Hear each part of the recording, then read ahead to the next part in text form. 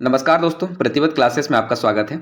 हम assistant professor परीक्षा के अभ्यास हेतु राजनीति विज्ञान विषय के महत्वपूर्ण प्रश्नों की श्रृंखला को लगातार प्रस्तुत कर रहे हैं। मध्य प्रदेश एमपीपीएससी के द्वारा की जाने वाली इस परीक्षा के लिए आपके अभ्यास हेतु ये अत्यंत महत्वपूर्ण सिद्ध होंगे। तो चलिए प्रारंभ करते हैं आज के पहले प्रश्न के साथ में। आज का पहला प्रश्न है, निम्न में से कौन से कथन निरंकुशतावाद और सर्वसत्तावाद के संबंध में सत्य है। आपको यहाँ पे कथन दिए हैं। कथन ए में दिया है, निरंकुश शासन व्यवस्था में सरकार संवैधानिक रूप से जनता के प्रति उत्तरदायी नहीं होती। बी दिया है, निरंकुश शासन व्यवस्थाएं स्थानीयकृत और वैध हो सकती हैं। सी दिया है, सर्वसत्तावादी शासन व्यवस्थाएं राज्य, समाज और अर्थव्यवस्था के सभी पक्षों को नियंत्रित करने और परिवर्तन करने का प्रयास करती हैं। तथा डी दिया है, सर्वसत्तावादी शासन व्यवस्थाओं का कोई सशक्त विचारधारात्मक लक्ष्य नहीं होता। वे संस्थाओं को पुनर्निर्मित करने हेतु हिंसा को एक अस्त्र के रूप में प्रयोग नहीं करती हैं। तो आपको बताना है कौन से सत्य कथन है। ऑप्शन ए में है बी, सी और डी, बी है सी, डी और ए, सी है डी, ए और बी, तथा डी है केवल ए, बी और सी। दोस्तों इसका सही उत्तर हो जाएगा option number D. Option number D में है केवल ए, बी और सी, यानी ए, बी, सी कथन निरंकुशतावाद और सर्वसत्तावाद के विषय में सत्य है। कथन को पुनः देख लेते हैं। निरंकुश शासन व्यवस्था में सरकार संवैधानिक रूप से जनता के प्रति उत्तरदायी नहीं होती, ये बिल्कुल सत्य है। ठीक है। निरंकुश शासन व्यवस्थाएं स्थानीयकृत और वैध हो सकती है, ये भी बिल्कुल सत्य है ना। जैसे आप अफगानिस्तान जैसे, ईरान जैसे, या नाजीवाद या फांसीवाद में आपने देखा था, तो ये निरंकुश शासन व्यवस्थाएं जो स्थानीयकृत और वैध थीं। और तीसरा है, सर्वसत्तावादी शासन व्यवस्थाएं राज्य, समाज और अर्थव्यवस्था के सभी पक्षों को नियंत्रित करने और परिवर्तन करने का प्रयास करती है, यह भी बिल्कुल सत्य है। अगला प्रश्न हम देखेंगे, उपभोक्ता संरक्षण अधिनियम 2019 के संबंध में निम्नलिखित में से कौन सा कथन सही नहीं है। तो गलत कथन खोजना है। ए, इसमें उपभोक्ता की परिभाषा विस्तृत की गई है। बी, यह शिकायत के ई फाइलिंग की व्यवस्था करता है। सी, यह केंद्रीय उपभोक्ता संरक्षण प्राधिकरण की स्थापना करता है। डी, यह विवादों के निपटारे के वैकल्पिक तंत्र के रूप में मध्यस्थता की अनदेखी करता है।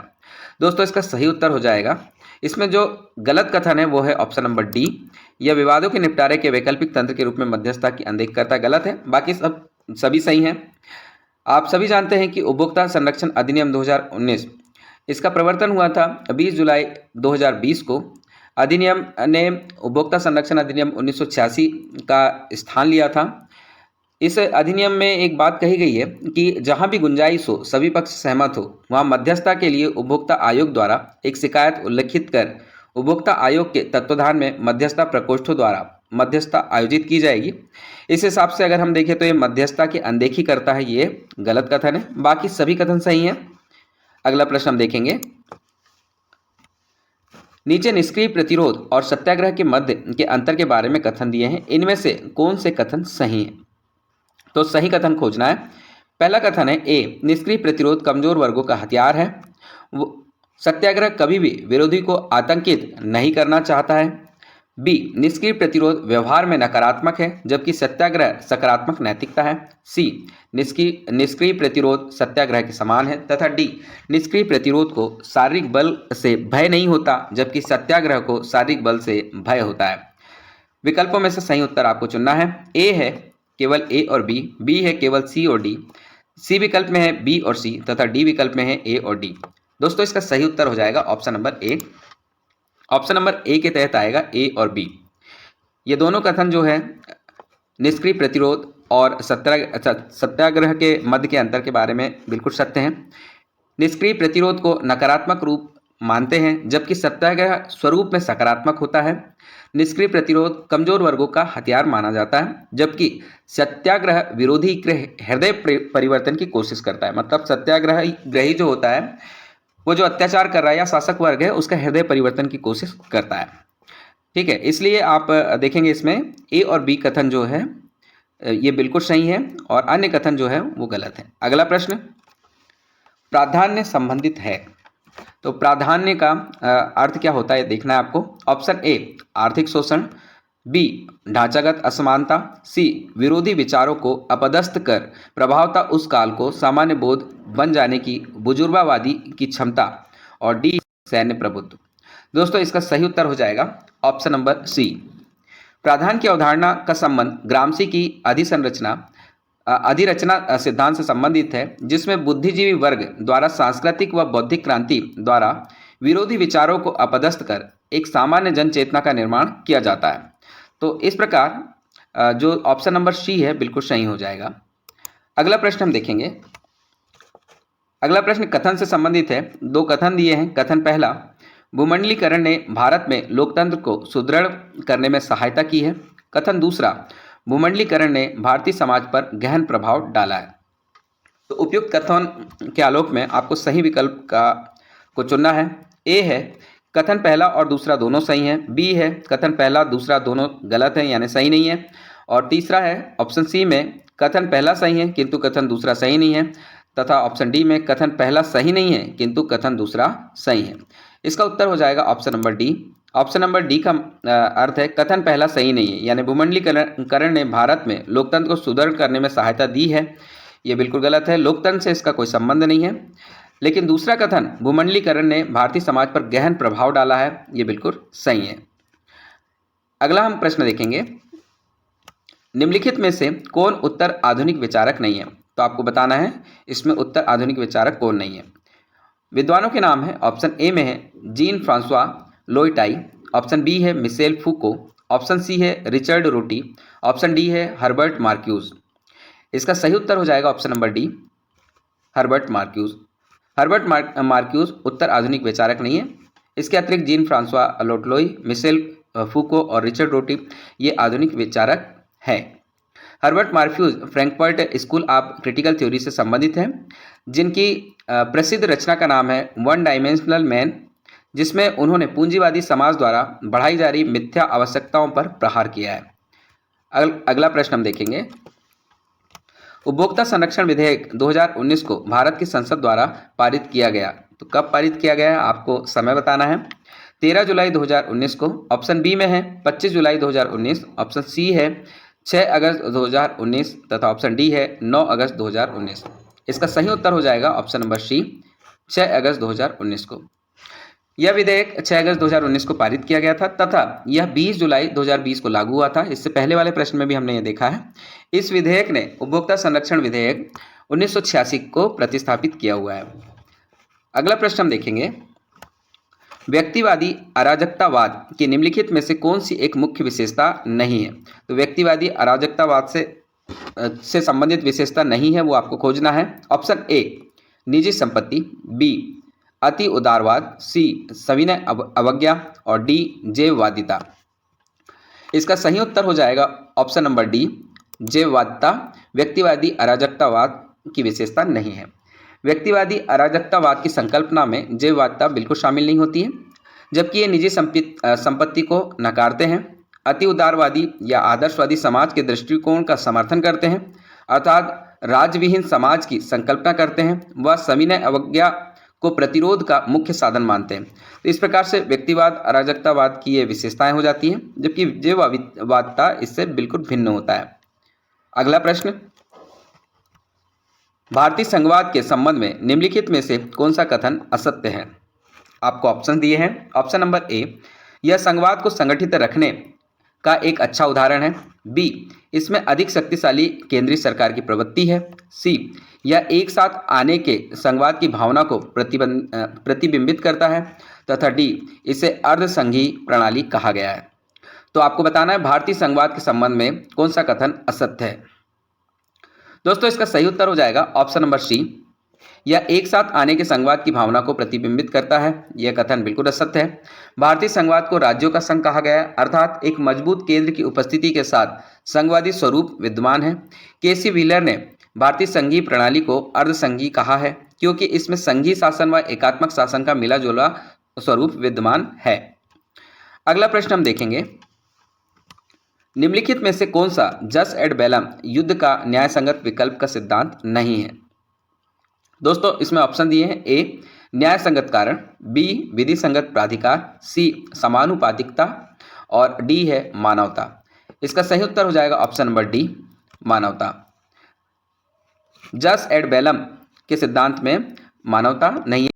अनुसार न्याय संगत कारणों का होना भी युद्ध की आवश्यक शर्त है। इसे गौण राष्ट्रीय हितों के कारण संचालित नहीं किया जा सकता, इसलिए इसमें मानवता का ध्यान नहीं रखा जाता है।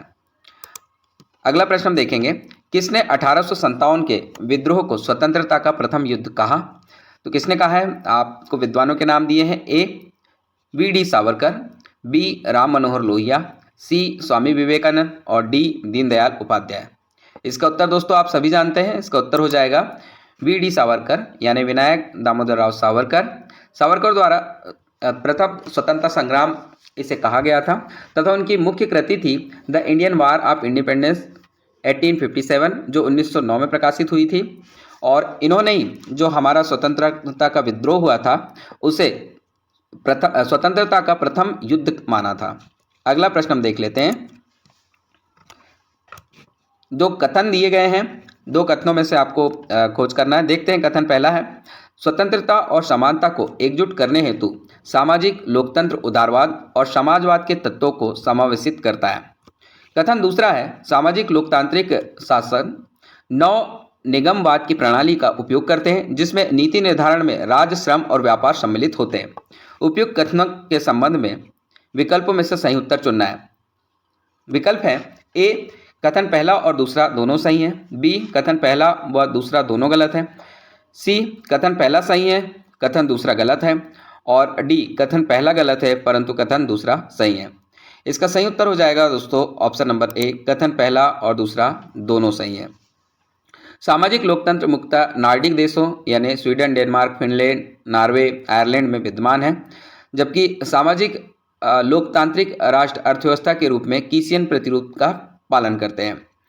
तो दोनों कथनों को अगर हम गौर करें तो स्वतंत्रता और समानता को एकजुट करने हेतु सामाजिक लोकतंत्र उदारवाद और समाजवाद के तत्वों को समावेशित करता है, सही है। और सामाजिक लोकतांत्रिक शासन नव निगमवाद की प्रेरणा का प्रयोग करते हैं जिसमें नीति निर्धारण में राज्य, श्रम और व्यापार सम्मिलित होते हैं। अगला प्रश्न हम देखेंगे, निम्नलिखित में से किस कारणों ने वैज्ञानिक प्रबंधन सिद्धांत के क्रमिक विकास में योगदान नहीं किया है? वैज्ञानिक प्रबंधन सिद्धांत के विकास में जिसने योगदान नहीं किया है उसे खोजना है। ऑप्शन ए में है कार्य के प्रभावी मानकों की कमी, ऑप्शन बी है कर्मचारी प्रबंधन उत्तरदायित्वों की स्पष्ट समझ का अभाव, सी है प्रबंधन द्वारा काम चलाऊ आधार का निर्णय लेना, तथा डी है समुचित कार्य अभिकल्प और कर्मचारियों को आर्थिक प्रोत्साहन। दोस्तों इसका सही उत्तर हो जाएगा option number D. Option number D में आएगा समुचित कार्य अभिकल्प और कर्मचारियों को आर्थिक प्रोत्साहन। ये वैज्ञानिक प्रबंधन सिद्धांत के क्रमिक विकास में योगदान नहीं देता है। वैज्ञानिक प्रबंधन का सिद्धांत निर्माण लोक प्रशासन में डब्ल्यू टेलर ने 1909 में किया था। अगला प्रश्न हम देखेंगे, निम्नलिखित में से किन विषयों में राज्यसभा को लोकसभा से अधिक शक्तियां प्राप्त हैं? तो ऐसे विषय खोजना है जिसमें राज्यसभा ज़्यादा शक्तिशाली है। ए किसी राज्य में राष्ट्रपति शासन का अनुमोदन, बी नई अखिल भारतीय सेवा का सृजन, सी किसी राज्य में विधान परिषद का सृजन, और डी किसी राज्य की सीमा में परिवर्तन। इसका उत्तर दोस्तों आप सभी जानते हैं, इसका उत्तर हो जाएगा ऑप्शन नंबर बी, नई अखिल भारतीय सेवा का सृजन। आपको यह भी पता है कि अनुच्छेद 312 के अनुसार नई अखिल भारतीय सेवा के सृजन की शक्ति राज्यसभा को प्राप्त है। अगला प्रश्न हम देखेंगे, निम्न में से किस देशों में भारत ने शांति स्थापना के कार्य में भाग लिया था? तो किस किस देश में भारत ने शांति स्थापना, जो कि संयुक्त राष्ट्र के द्वारा संयुक्त भारतीय शांति सेना भेजी गई थी, भारत के सैनिक गए थे, आपको बताना है। Option A Korea, B Gaza पट्टी, सी साइप्रस, डी लेबनान। विकल्पों में से सही उत्तर चुनिए। ऑप्शन ए में केवल ए और बी, बी में है ए, बी और सी में है बी, सी और डी, तथा डी में है ए, बी, सी और डी यानी सभी। तो दोस्तों इसका सही उत्तर हो जाएगा option number D. Option number D में कोरिया, गाजा पट्टी, साइप्रस, लेबनान सभी जगह पे भारत ने शांति स्थापना कार्यों में भाग लिया था। आपको बताना चाहेंगे कि भारत संयुक्त राष्ट्र के संस्थापक देशों में से एक है। वर्ष 1950 के बाद से भारत ने संयुक्त राष्ट्र संघ के शांति स्थापना संबंधित 71 प्रकार के कार्यक्रम हुए थे। 71 ऐसे स्थान है जहाँ पे शांति स्थापना के लिए सेना भेजी गई थी। तो इन कार्यक्रमों में से 49 कार्यक्रमों में भाग लिया था। उनके तहत ये जो 4 देश हैं, ये 4 देश भी शामिल थे। अगला प्रश्न है, पराश्रितता सिद्धांत के बारे में निम्नलिखित में से कौन से कथन सत्य हैं? तो पराश्रितता सिद्धांत के विषय में आपको सत्य कथन खोजना है। कथन है ए पराश्रिता सिद्धांत पर उन मार्क्सवादियों और गैर लेनिनवादियों का बहुत प्रभाव पड़ा जो विकास सिद्धांत के आलोचक थे। बी है, पराश्रिता सिद्धांत आधुनिकीकरण के शांतिपूर्वक क्रमिक विकास प्रक्रिया पर बल देता है। सी, तीसरी दुनिया का विकास पहले से विकसित देशों के विकास पर निर्भर करता है। तथा डी, पहली दुनिया तीसरी दुनिया का शोषण नहीं करती है।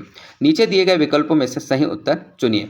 तो इसमें ऑप्शन दिए हैं, ऑप्शन ए है केवल ए और बी, ऑप्शन बी में है ए और डी, सी में है ए और सी, तथा डी में है सी और डी। दोस्तों इसका सही उत्तर आप सभी जानते हैं। इसका सही उत्तर हो जाएगा ऑप्शन नंबर सी, जिसमें आएगा ए और सी कथन सत्य है। पराश्रिता सिद्धांत विकास सिद्धांत की आलोचना पर आधारित है। इसके मुख्य भाष्यकार यानी मुख्य जो विद्वान हैं वे हैं समीर अमीन व आंद्रे गुंडर फ्रैंक, जो मानते हैं कि तीसरी दुनिया के देश अविकसित नहीं बल्कि अल्प विकसित हैं। इनके पिछड़ेपन का कारण विकसित देशों द्वारा इनका शोषण है। तो आगे अगला प्रश्न हम देखेंगे जो कथन पर आधारित है।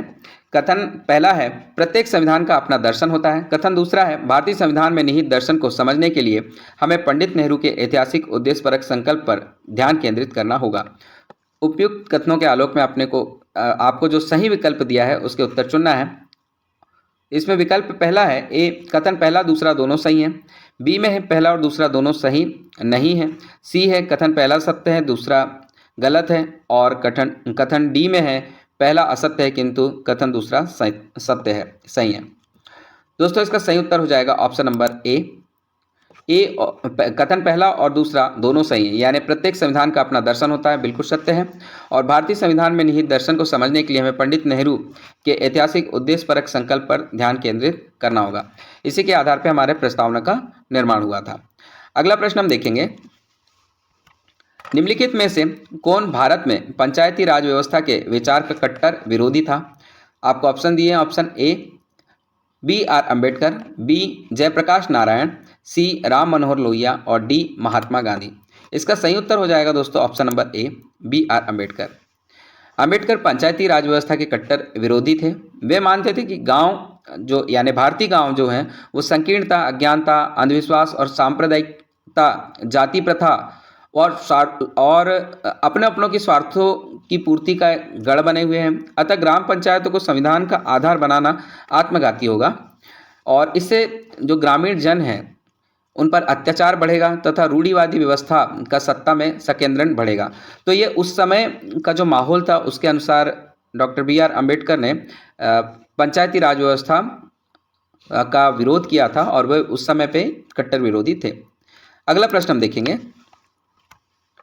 ईवी रामास्वामी पेरियार सर्वप्रथम निम्न में से किस दल में सम्मिलित हुए थे। तो इसमें आपको ऑप्शन दिए हैं, ऑप्शन ए में Bharatiya Janata party, option B में भारतीय राष्ट्रीय Congress, option C justice party और ऑप्शन डी भारतीय कम्युनिस्ट पार्टी। आपको बताना है सर्वप्रथम किस दल में सम्मिलित हुए थे। दोस्तों इसका सही उत्तर हो जाएगा भारतीय राष्ट्रीय Congress, option number B. E V Ramaswamy Periyar एक सामाजिक आंदोलनकारी थे जिन्होंने आत्मसम्मान आंदोलन चलाया।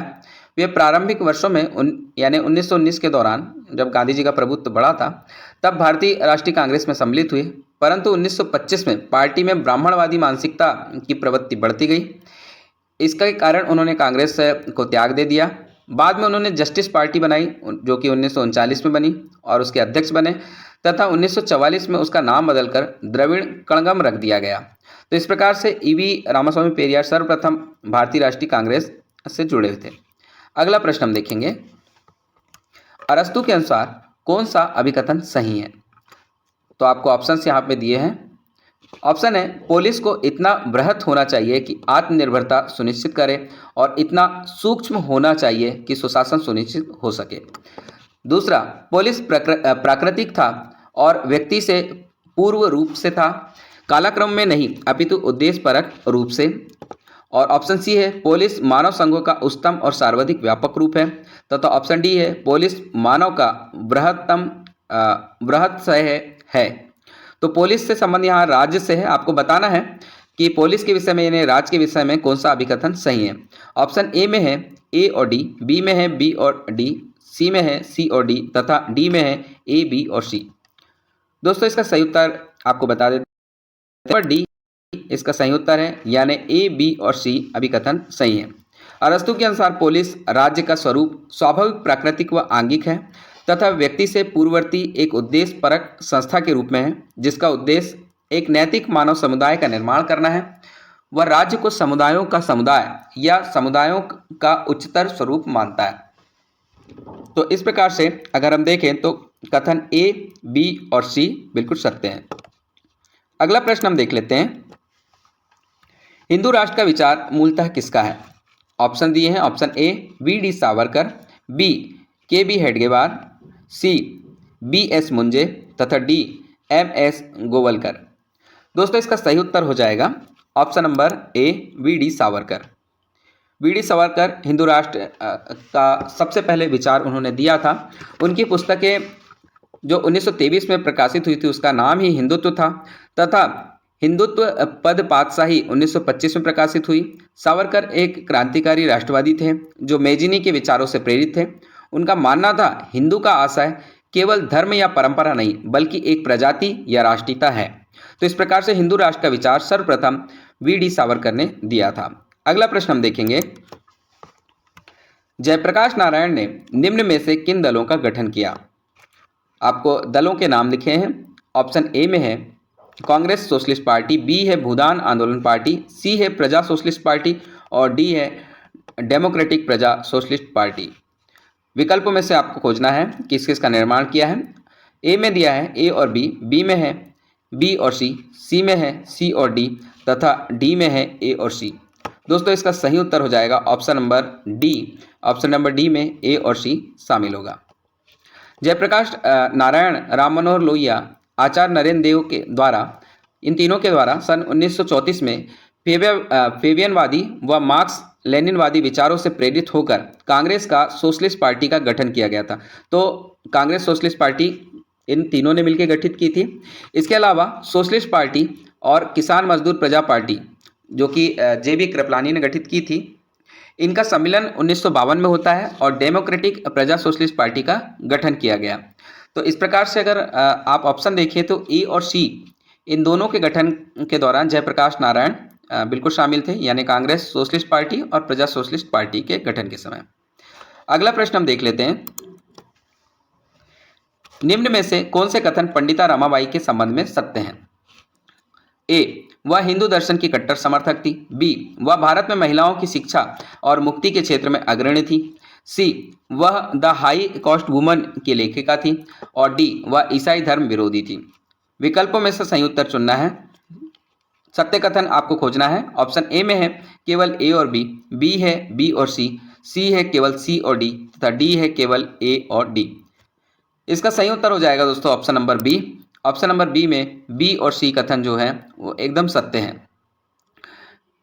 बी कथन में है वह भारत में महिलाओं की शिक्षा और मुक्ति के क्षेत्र में अग्रणी थी और कथन जो सी है उसमें है वह द हाई कास्ट वुमन की लेखिका थी। पंडिता रमाबाई के विषय में कुछ और जानकारी ले लेते हैं, महत्वपूर्ण है। वे प्रथम महिला थी जिन्होंने पंडिता और सरस्वती की उपाधि अर्जित की थी। उन्होंने 1890 में मुक्ति मिशन नामक संस्था की स्थापना की जिसका उद्देश्य महिला शिक्षा व बाल विवाह उत्पीड़न हेतु संघर्ष था। उन्होंने 1883 में ब्रिटेन में ईसाई धर्म को ग्रहण कर लिया था, मतलब वो ईसाई धर्म का पालन करती थी। उन्होंने the high cast woman Hindu woman जो कि 1887 में आई थी किताब को रचित की। उन्होंने उच्च वर्ग की महिलाओं की जो सामाजिक स्थिति उसका उसमें वर्णन किया है तथा महिला मुक्ति हेतु आर्य महिला समाज व शारदा सदन की स्थापना की। इनका बचपन का नाम की अगर बात करें तो इन्हें बचपन में मनोरमा के नाम से जाना जाता था। अगला प्रश्न हम देखेंगे, इंटरनेशनल क्रिमिनल कोर्ट यानी आईसीसी की निम्नलिखित में से कौन सी विशेषताएं हैं?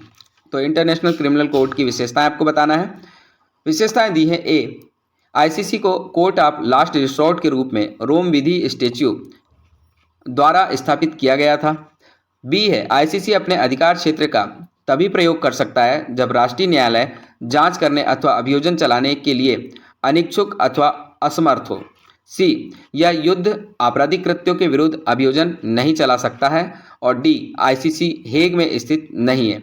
विकल्पों में से सही उत्तर आपको चुनना है। ए और बी में है बी और सी में है सी और डी में है ए और डी। तो आपको सही विकल्प आप बताना है जिसमें विशेषताएं शामिल हैं। दोस्तों इसका सही उत्तर हो जाएगा ऑप्शन नंबर ए। ऑप्शन नंबर ए के तहत ए और बी यानी कि आईसीसी को कोर्ट ऑफ लास्ट रिसोर्ट के रूप में रोम विधि स्टैच्यू द्वारा स्थापित किया गया था, सत्य है। तथा ऑप्शन नंबर बी में आईसीसी अपने अधिकार क्षेत्र का उपयोग तभी कर सकता है जब राष्ट्रीय न्यायालय जांच करने अथवा अभियोजन चलाने के लिए अनिच्छुक अथवा असमर्थ हो। आईसीसी को court of the last resort के रूप में 17 जुलाई 1998 में स्थापित किया गया था। रोम विधि की उद्घोषणा के साथ ही 2002 से यह प्रभावी हुआ। इसका प्रयोग तभी किया जाता है जब किसी राष्ट्र मामले में जांच के लिए अनिच्छुक हो।